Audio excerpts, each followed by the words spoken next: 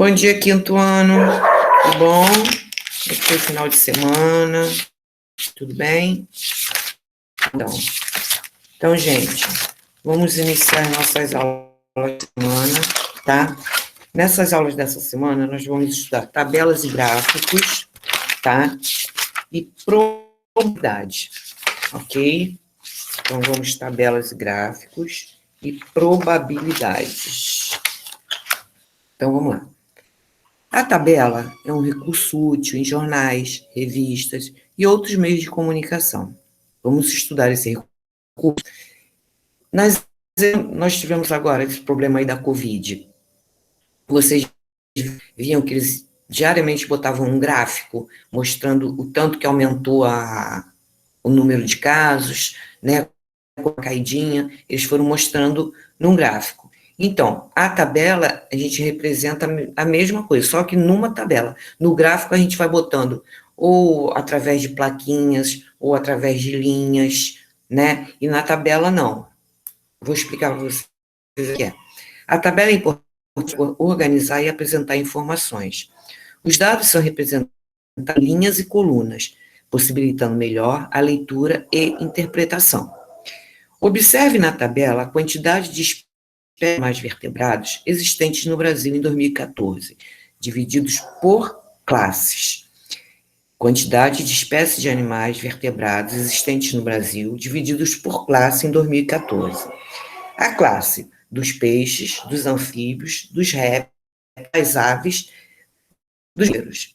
Então, e a quantidade de espécies? Peixes, 1.508, anfíbios, 973, répteis, 734, aves, 1.982, mamífero, 734, certo? Então, a tabela ela tem as linhas e as colunas para dividir, tá? E uma tabela tem que ter sempre o título, tá? E a fonte da onde foi retirada a informação, ok? Ó, nela aí, o título dela é Quantidade de espécies de animais veados existentes no Brasil, divididos por classe em 2014. Esse é o título.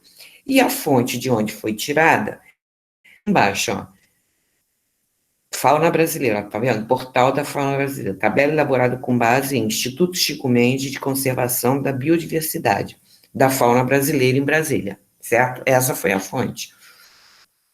Toda tabela deve conter título e fonte.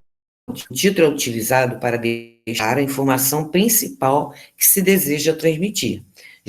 Já a fonte mostra a origem de onde foi tirada essa informação, né? A origem, a data, tá? Qual o tipo da tabela? Ele está perguntando aí. O título é Quantidade de espécies de animais vertebrados existentes no Brasil, divididos por classes, certo? E qual é a fonte de informação? É do Instituto Chico de Conservação da Biodiversidade da Fauna Brasileira, ok? Essa é a fonte. O tipo de tabela é a chamada tabela de dupla entrada, usada para apresentar dois ou mais tipos de dados sobre um mesmo assunto. Observe o exemplo a seguir. Produção anual de milho por estado da região sul do Brasil, de 2014 e 2015.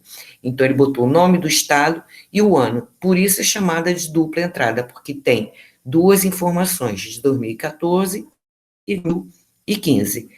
Tem um título e tem da onde foi a fonte, certo? Média aritmética. A média aritmética, ou simplesmente média, é uma medida que pode apresentar de maneira reduzida um conjunto de dados. Observe o exemplo. A direção da escola de Mário fez um levantamento para determinar a quantidade de alunos matriculados no quinto ano em 2017. Observe as informações apresentadas na tabela. Então, o título da tabela é Alunos matriculados por turma do quinto ano na escola de Mário. Então, eu tenho a turma A, B, C. Na turma A eu tenho 26 alunos, na turma B eu tenho 29 alunos e na turma C eu tenho 20 alunos. E a fonte dessa informação foi a direção da escola. Então, na 134 ele diz assim, Para calcular a quantidade média de alunos matriculados nessa escola por turma do quinto ano, adicionamos a quantidade de alunos de cada turma e dividimos o resultado pela quantidade de turmas. Então, na primeira turma A eu tive 26, na turma B eu tive 29 e na turma C eu tive 20. E eu tenho 3 turmas. Então, eu pego todos os números, 26, a quantidade de alunos, 26, 29 e 20, e vou dividir por 3, que é a quantidade de turmas, certo? Então, ficou 75 dividido por 3, que é 25. Portanto, havia, em média, 25 alunos por turma no quinto ano nessa escola. Para calcular a média aritmética de 2 ou mais números, adicionamos esses números e dividimos o resultado pela quantidade de números anados, que foi o que eu fiz aqui. Botei os das 3 turmas, o número de cada turma, e depois eu dividi pelo número de turmas, certo?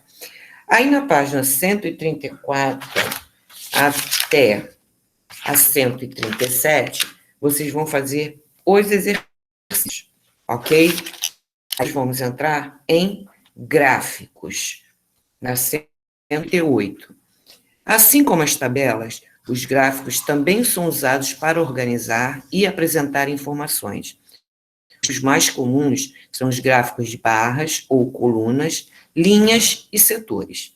Então, o primeiro gráfico que eu vou mostrar é o barras e colunas. Observe a seguir um gráfico de barras com informações sobre a exportação de automóveis no Brasil, em 2012 e 2015. O gráfico de barras, está vendo? Ó, tem exportação anual de automóveis do Brasil de 2011 a 2015, certo? E tem a fonte, gráfico elaborado com base na Estatísticas, São Paulo. Essa é a fonte. O gráfico de barras serve para comparar informações e é útil quando há uma grande quantidade de dados a serem organizados. Em alguns casos, para facilitar a leitura, os dados numéricos são colocados acima das colunas correspondentes, como o exemplo, está vendo? Quantidade de exportações em 2011, em 2013, em 2014 e em 2015. Note que o gráfico de barras possui 2 eixos. No caso apresentado, o eixo vertical indica a quantidade de automóveis exportados. E o eixo horizontal indica o ano em que isso ocorreu. Ó.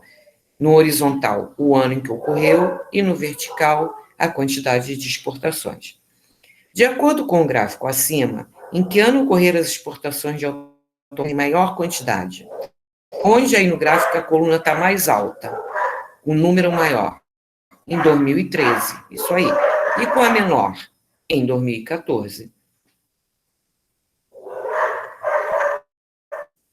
Aí nós vamos passar para o gráfico de linhas. O gráfico de linhas foi aquele que eu falei para vocês, que foi muito usado na Covid, certo?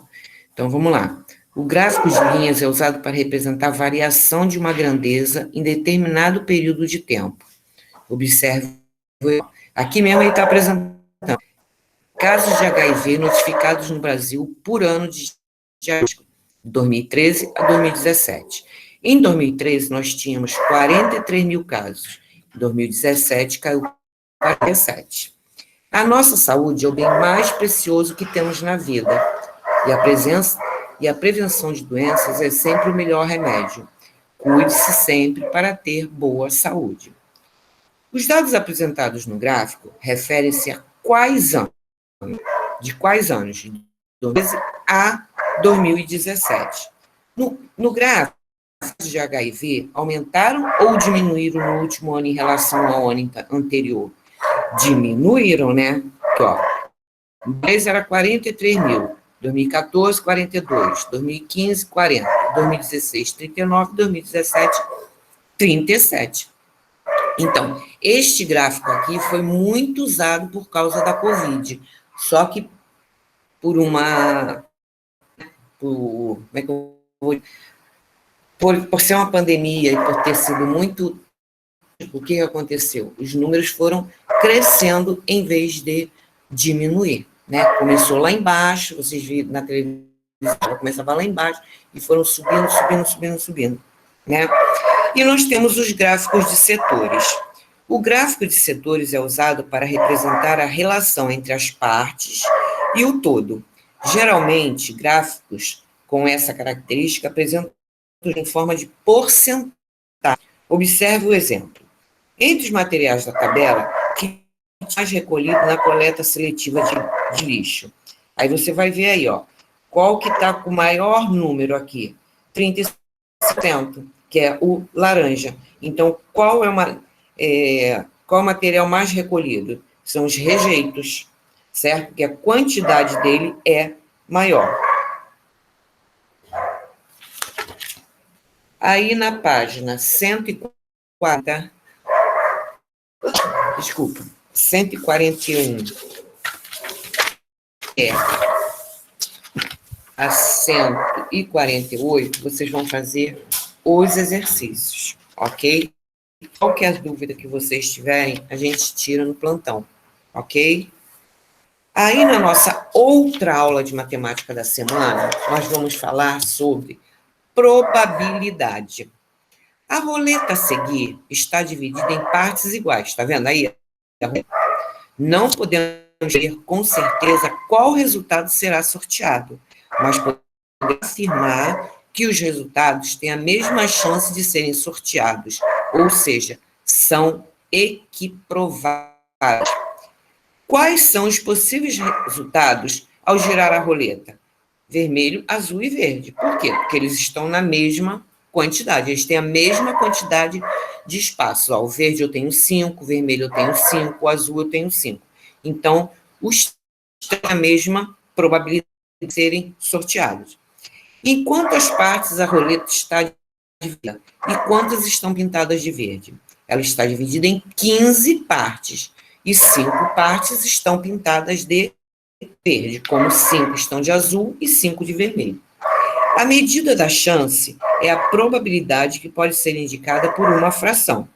Na roleta acima, por exemplo, aparecem 5 partes pintadas de verde, de um total de 15. Portanto, a probabilidade de girarmos a roleta e parar em uma parte verde é 5 de 15, chances de 15, ou seja, 5 quinzeavos, ou seja, reduzindo 1/3 de chance, certo? Qual é a probabilidade de girarmos uma roleta e ela parar na cor vermelha?